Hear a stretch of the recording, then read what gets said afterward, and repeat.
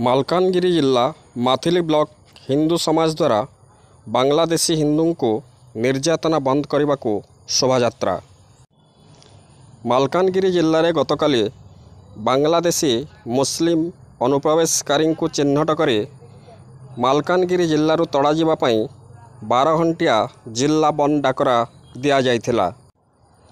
ମାଲକାନଗିରି ଜିଲ୍ଲାର ସମସ୍ତ ଦୋକାନ ବଜାର ବନ୍ଦ ସଫଳ ହୋଇଥିଲା। ଆଜି ମାଥିଲି ବ୍ଲକ ହିନ୍ଦୁ ସମାଜ ଦ୍ୱାରା ହନୁମାନ ମନ୍ଦିରରୁ ଏକ ଶୋଭାଯାତ୍ରା ବାହାରି ସଚେତନ କରାଯାଇଛି। ମାଲକାନଗିରିରୁ ଅବଦୁଲ ଗାନୀଙ୍କ ରିପୋର୍ଟ, ଲୋକ ଆୱାଜ।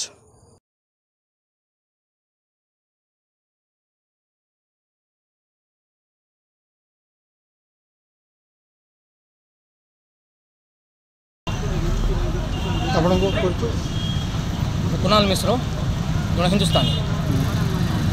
आज कौन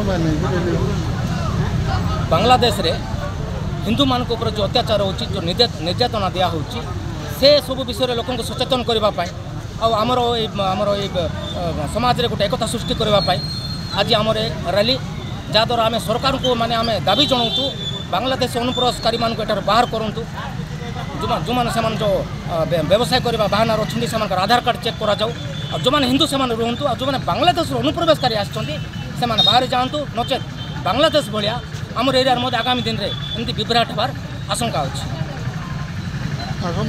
गत काली नहीं बंद डाकरा दिया आज पुणी गत काली मालकानगिरी जिला तरफ बंद डाकरा दिया जोटा कि माने आमर जनसाधारण भरपूर समर्थन कले। आ रैली मालकानगिरी काली मेलार 4 दिन तले हो सारी। आज माथिली ब्लॉक